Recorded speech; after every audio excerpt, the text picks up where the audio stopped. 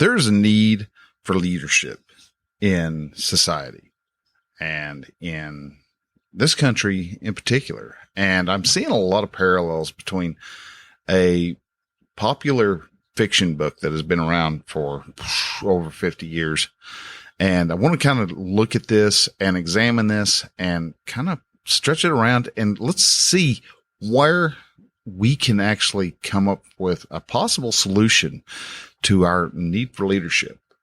We're going to be talking about leadership this week on episode 140 of The Relaxed Male. This is The Relaxed Male, a show that comes to you each week helping men to remove the nice guy from their life so they can actually live their life on their terms. Join the host, certified coach Brian Goodwin, as he helps men step out of their heads and become free from the thoughts that bind them. Hey man, hello and welcome to Relaxed Male. All right, so this week we're talking about leadership, and we're going to be juxtaposing it against some events that have happened here recently and a couple other points, and we're going to be looking at this and examining it and see what is needed for us to have a better, I don't know, what would you call it? A better, not outcome, because the outcome in itself is always going to be horrible, but a better results, and to be able to have the U.S. itself a bit more safe. And that's really kind of, I'm struggling with that particular word, just out of the fact that safe isn't something you depend on from other people. And we're going to be, like I said, we're going to be diving into that a lot more. But before we actually get into there, I wanted to say to all the new guys who have tuned in, started listening to the show, getting it downloaded to their phones and tablets and computers and any place else every Thursday. Hello and welcome, my good sirs. Oh my gosh, we're growing leaps and bounds. I think a lot of them are coming from Arl, but I'm not 100%, or Ariel. I don't know exactly how you pronounce the platform, but I get a lot of responses off of that. And then also the YouTube channel seems to be all of a sudden growing out of nowhere. Got a lot of listeners over on Spotify, and just things are growing, things are expanding, and this message on men, helping men to get rid of their nice guy and get them to start living life on their terms is starting to reach people. And that's really an amazing deal. And I am so amazed at the fact that it's starting to grow. We're really starting to grow. Now, if you are first time listener and you're wondering, well, what's this show about? What's this dude rambling on about leadership and stuff?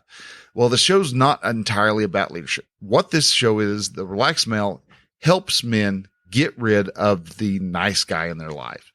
That is the nice guy that resides between our ears, because so many of us men have grown up being the nice guy. And the nice guy, if you really sit down, boil it down, look at it, examine it real closely, you see that nice guy is not nice. He is actually a piece of work and is just the most deplorable critter you'd ever come across. And so I want to help men get that nice guy out of their head, kick him to the curb, tell him to get lost, go find somebody else to torture, because you want to start living your life on your terms, living your life the way you feel it needs to be lived. And it starts by getting rid of that nice guy. So that's the show in a nutshell. But I want to go ahead and just do a real quick announcement. By the time this comes out, I am going to be over in Moyers, Oklahoma. And that is going to be a respite or retreat, actually, I think is what they're calling it, for veterans. This is a veterans event, but you don't have to be a veteran to be able to attend it. So if you are in Eastern Oklahoma, Western Oklahoma, for that fact, I mean, it's about a 4 or 5 hour drive for me, but if Eastern Oklahoma, Arkansas, even I know one guy from Missouri who's coming down there.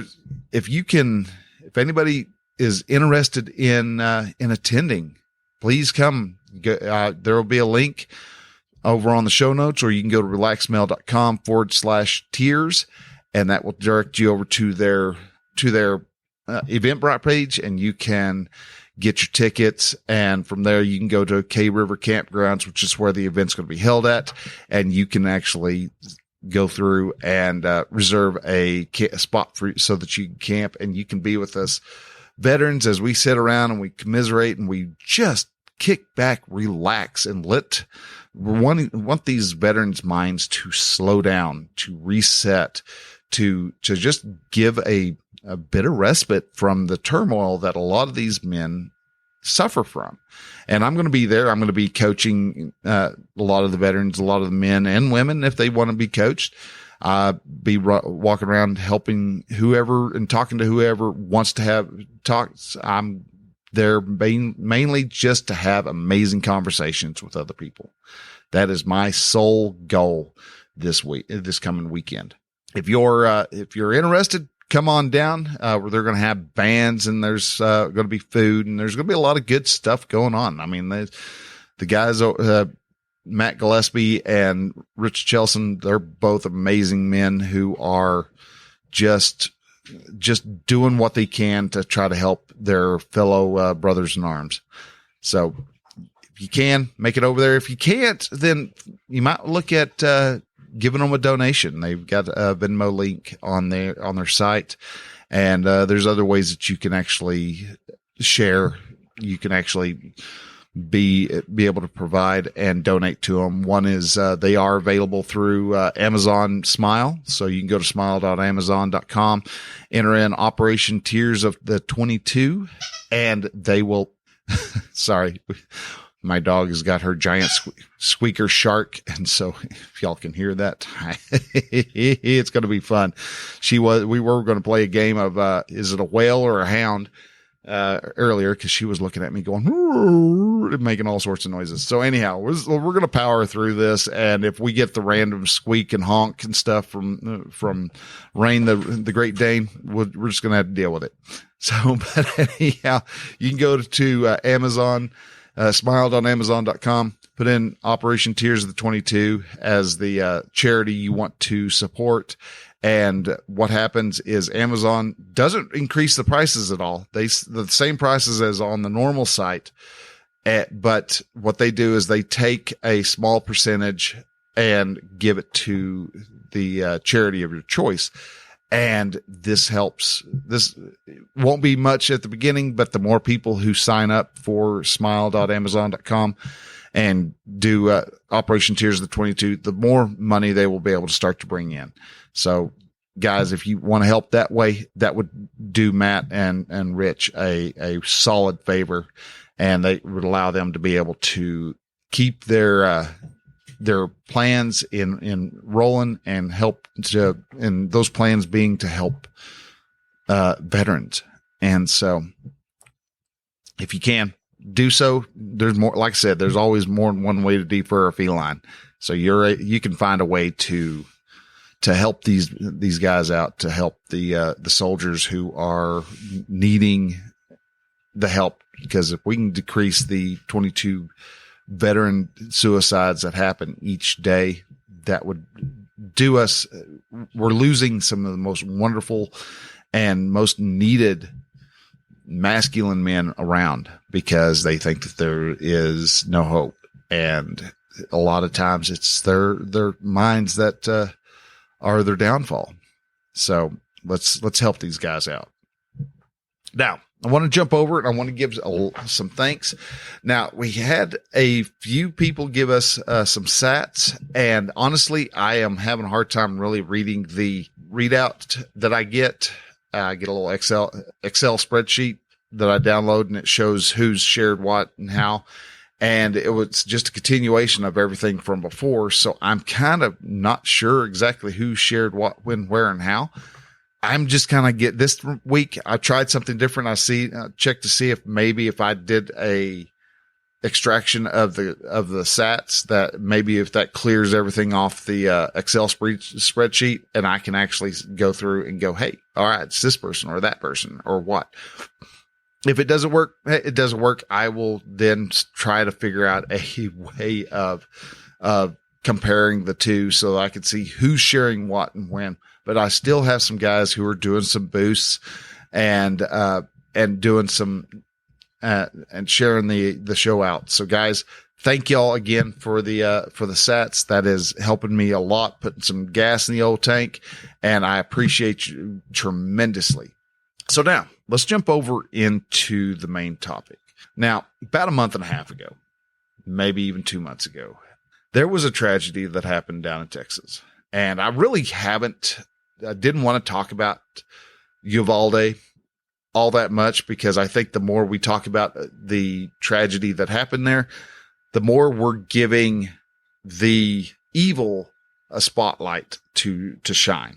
And that is the last thing I want to do. And so we're not going to be mentioning the perpetrator's name. And because though he is obviously he was obviously very troubled young man, you don't do something like that unless you're hoping to pick up some type of notoriety. I've always believed that the people who do this are people who believe they have no influence in the world. And so they want to go out and make as massive of a change in the world as they can. And I think that's why a lot of reasons why we are having more school shootings and things like that is because we don't have men stepping up and being leaders. Now, I don't want to actually, like I said, I'm not going to talk about him as so much as the events that were happening around the school as this was going on. The more that the news reports and things like that come out about this more you see how much the police forces around there at that time just completely screwed the pooch on so many different angles. Now, I'm not dogging the police so much, because I think the police are good. I think the police are needed. We need to be providing more funds to the police, not defunding the police.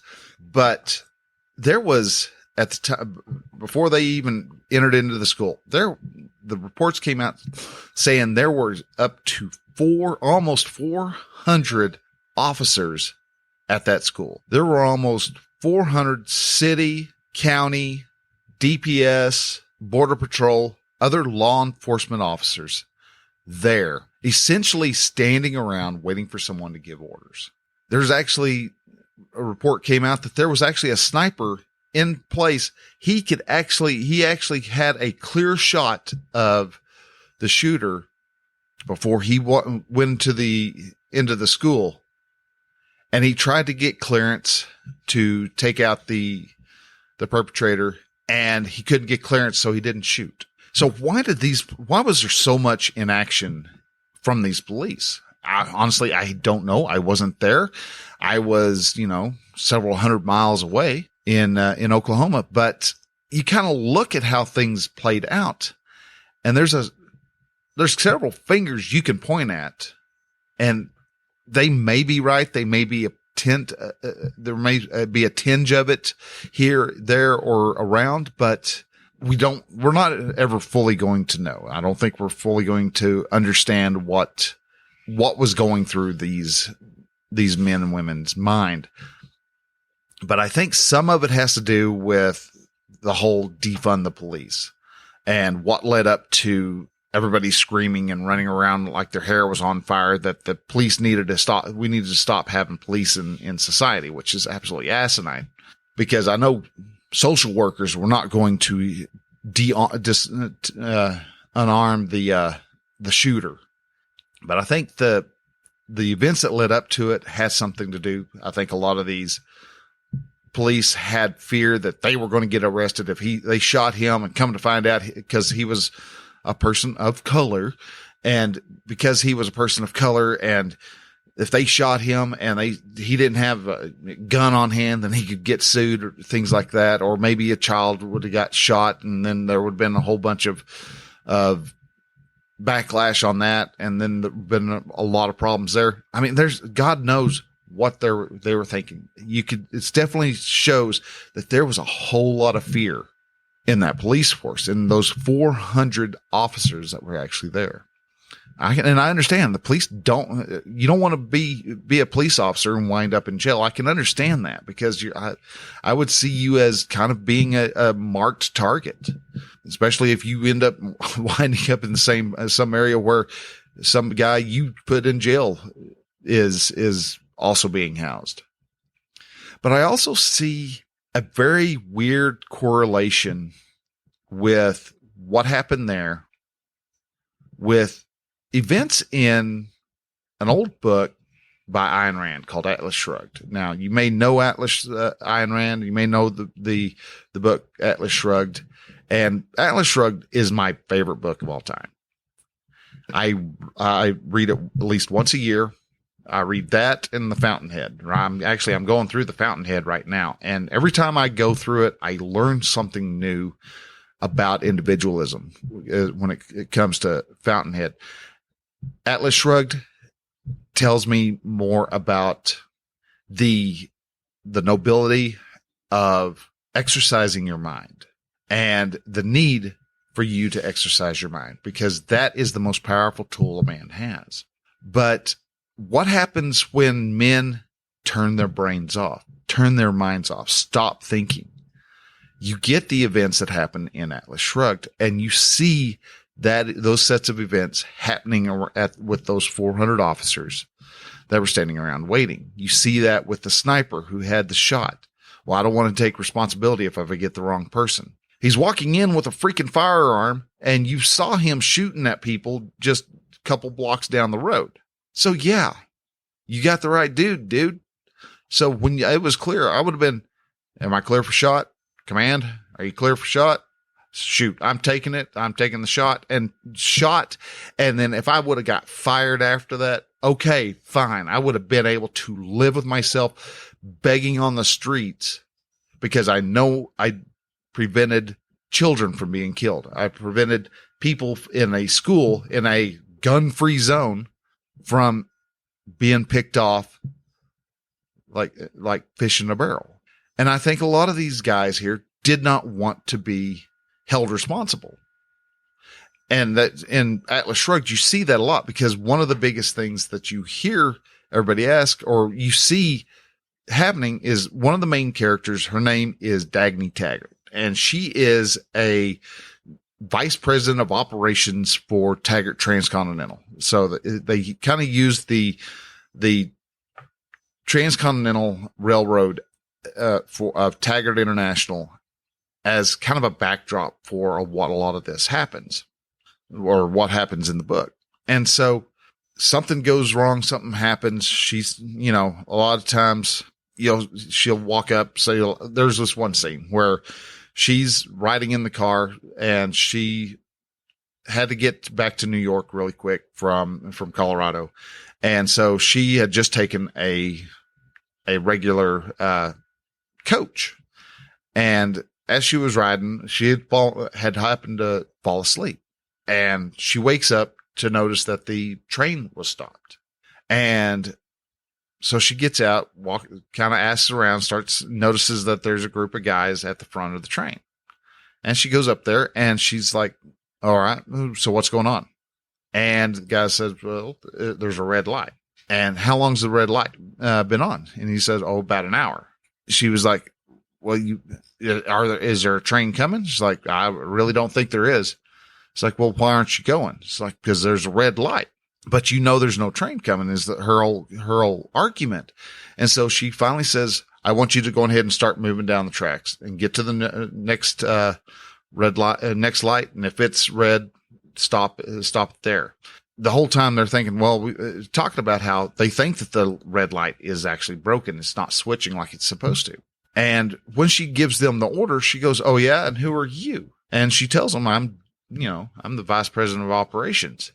And by the time she says that, they recognize who she is.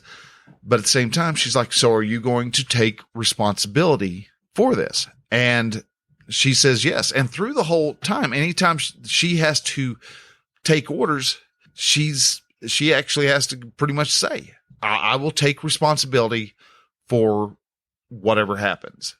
And that's what it's what happens in Atlas Shrugged is men become afraid to take responsibility for their actions, because if they don't, they could get sent up to a review board and they lose their job, they lose their livelihood.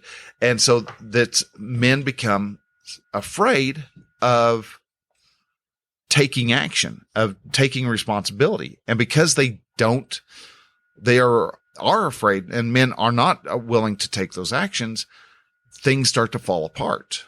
I get it. Having the responsibility of something going wrong falling on your head is not something you want to happen, but at the same time, it's something that can happen.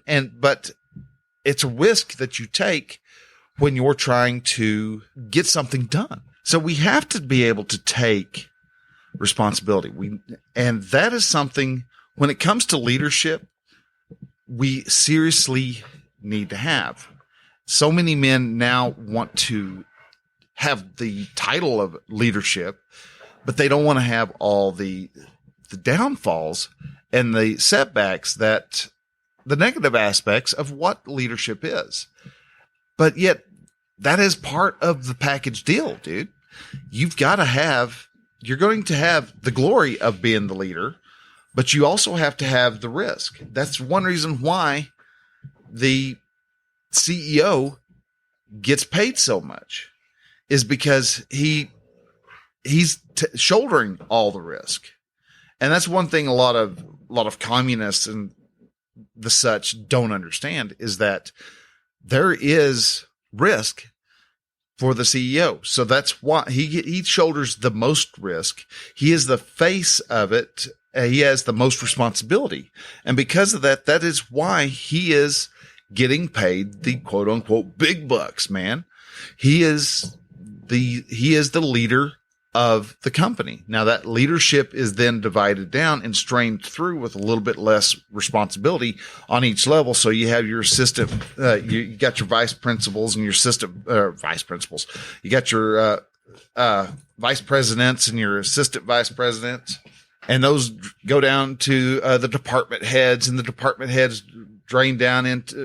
distill down into, your shop shop managers and shift leaders and things like that. And so, yeah, there's a lot to it. So men who are higher up, they have more responsibility for the very fact because they are the leaders. That doesn't mean that if you're just a lowly, working in the mailroom or a file clerk or something like that, that you don't have responsibility. As a matter of fact, you have a lot of responsibility. And if you want to be able to make it up to the higher levels, you've got to be willing and able to shoulder more responsibility than all of those people around you. We have to have responsibility for our actions, responsibility for what happened. You take on responsibilities for the purpose of being a leader. And men, we are the leaders. Men are leaders of their families, and they lead their friends. And yeah, one friend, when you have a group of friends, you have that band of brothers, they're all leaders that are coming together, being led by each other. And a lot of the weaker spined, weaker willed grown boys out there, they really wish they had the leadership, but yet they don't want to take on the responsibility. They want to blame everybody else for what the problem is. They want to blame, blame inanimate objects for the reason that there was a killing at Uvalde. And in all reality, no, it wasn't the gun that was doing the killing. The gun is a tool. He might have done just as much damage, if not more horrific, if he had walked in there with a hatchet or a machete. So what are you going to do? You're going to start banning hatchets and machetes? Then he may go off and grab a cleaver from the kitchen. Oh, cleavers have been outlawed? Okay, well then a chef's knife. Oh, a chef's knife's been outlawed. Oh, well then he's going to grab a paring knife. Oh, paring knives have been outlawed. Well, what are you going to do? Isn't it? And on top of that, we look at Uvalde as blaming it, trying to figure out what went wrong with the kid. But in all reality, that's not it's something we need to look at and to understand so we can try to prevent in the future. But we never know when evil is going to strike. You can never predict when that's going to happen. I mean, come on, you look at even just a couple, 3 weeks ago, you ended up having the ex-prime minister of Japan. He was assassinated. And Japan, to get a gun in Japan is next to freaking impossible. From what I understand, the process is you have to apply for a license. And to be able to apply for the license, you have to take a class. You have to get signed off on qualifications. You have to show just cause for wanting to have a gun. And then you actually have to apply for license for the ammunition. And then you have to repeat that class. I think it's every 3 to 6 months. So it is next to impossible. And how did the guy shoot him? With a homemade gun, and not a ghost gun, not something printed from a 3D printer. No, he took pipe and springs and things that were found all around and you could get at a hardware store. He fashioned all that together into a double barrel gun, single shot gun. And he had a lot of them out at his house. Why? Because you cannot stop evil. That's why it's part of men's responsibility to protect. We protect, we provide, we lead, we do those things. That's what men's responsibilities are. And you cannot protect when you're worried about, well, what's going to happen if this goes on, or how's people going to react to this? And that's one reason why nice guys don't do very good at being leadership, because they're too worried about what everybody else is going to think instead of doing what needs to be done. America was created by men taking action. Those policemen stood around. Those 400 policemen stood around when, there was a couple who took the safer route and went and busted out windows and got the people in the other classrooms, got the kids out of those rooms. But I would have been peeking into the room with the shooter. Hey, can I take him out from here? Hey, is there a way to bust down that door? How did he lock the door? Is the door locked? Can you see that the door is locked? Start looking, start seeing, how can we do that? I mean, you got 400 policemen standing around. You could have had them all rush from every angle possible. Yeah, you might have actually got shot. He might have got 1-2 shots off, but he would not have even been able to be recognized with a hail of 400 rounds coming at him all at once. They had the numbers. They had the firepower. They had the ability, but they didn't take the action because somebody was afraid to face the responsibility. And that, men, is where you got to start learning to step up. That's where taking responsibility. Oh, my marriage is falling apart. Well, what was your part in the problem? Oh, well, it's just her. Everything was fine until she started cheating. Well, then why did she start cheating? Why did she need to find excitement, joy, and acceptance from another man? You have to take responsibility for your actions, and inactions are actions also. There's a lot of stuff that has to be looked at, has to be addressed, has to be taken care of when it comes to having a wonderful, loving relationship. Is it perfect all the time? Is it, you've got chipmunks and squirrels coming out of the trees to sing with you and your wife when y'all first wake up out of bed? Well, no. A lot of times you wake up and you walk out and you see that the dog crapped on the floor and the baby didn't sleep all night and you've got to go to work here in 15 minutes and you're running late. There's a lot to a relationship, and you have a part in every single part, one of those, because you are the leader. Yes, you've got feminists trying to run around saying, men and women are fully equal. Well, no, they're not. They're not fully equal. They have equal division of the responsibilities in a house. And yes, a guy can just as easily do the dishes as a woman can. And the husband will do the dishes from time to time. And who knows, I've known places where the wife actually goes out and mows the lawn from time to time. People are wanting to point out insignificant points in the inequality of man and woman. When man and women they're equal as it is. They just have different ways of approaching the different problems. And so no, in a way they're equal, but then another way they're not equal because they're not the same. If you take a man and a woman and you line them up side by side, you're going to see they come up with two completely different solutions. They approach the problem from two different areas. Is either one of them wrong? No, they're both pretty much, I bet you either one of them are going to work. But the issue that we are having now is that guys are going, oh, well, women want to have control and they want to do this. And so it gives them the excuse to not take responsibility, to not take action, to not be the leaders. And then they sit around and they wonder, well, why is my husband being such a lout? Well, he's being a lout because he's been told he's supposed to he believes he's supposed to give all his power over to his wife now because it's a female-led relationship if he's into that. And then she wonders why he's not doing anything to contribute. Well, that's the reason why. It's because he doesn't know what he's needing to do. He hasn't taken responsibility for who he is. He hasn't taken responsibility for anything. All he's doing is he's at the house making supper for that night. This country needs more leadership. This country needs men to start acting like men, calling out bull crap when you hear a bunch of college students run around telling you how you're supposed to be living your life. Most of you guys are either very old millennials or Gen X.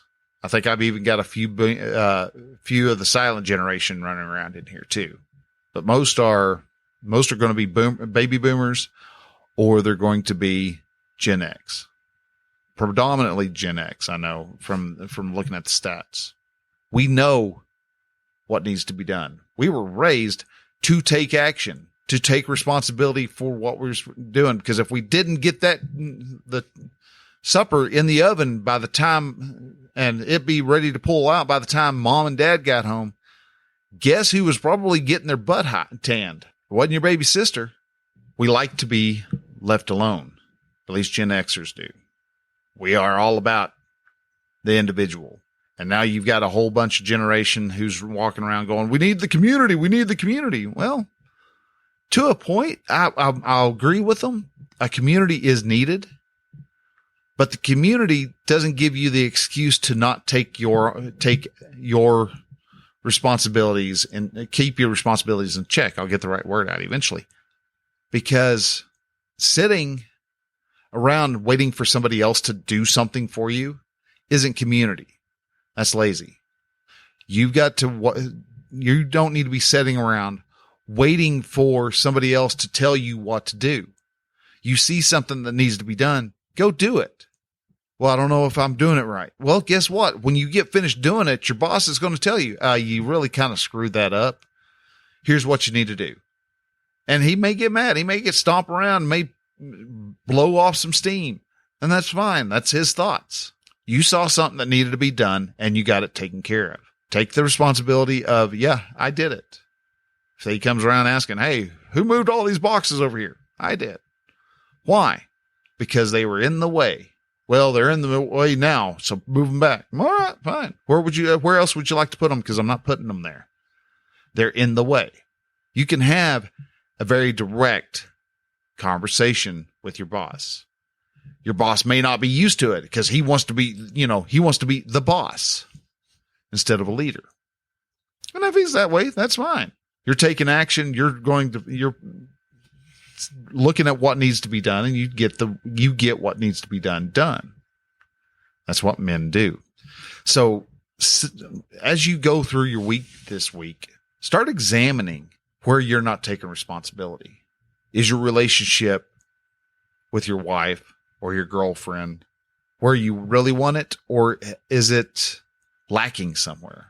Is your wife, girlfriend distracted doing other things? How can you Bring her back into the now. How about you? Are you sitting around waiting for your wife to do something? Why are you waiting around for her? You're wanting the boss to provide you with materials for X, Y, and Z. Do you know where they're at? Maybe you can go ahead and go take care of the problem head on. It's going to take a little bit of risk to be able to have that responsibility.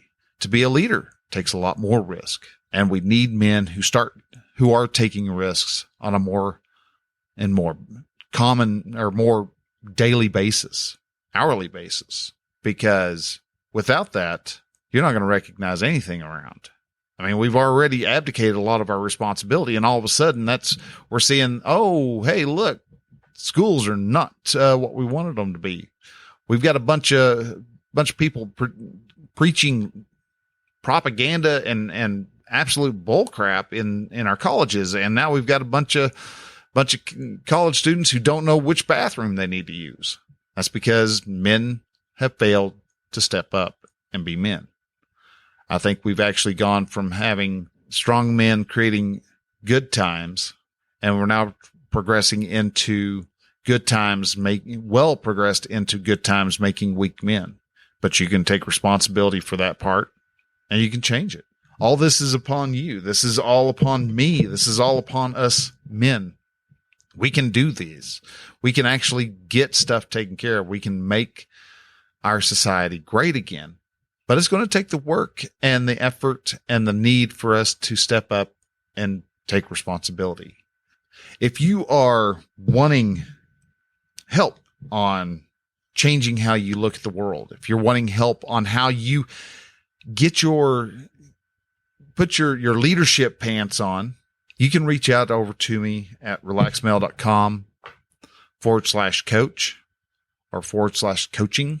And you can fill out the form there, and I will actually set up a time. You can schedule a consult call, and we'll talk and find out. Are you a good fit? Are you actually willing to be coached?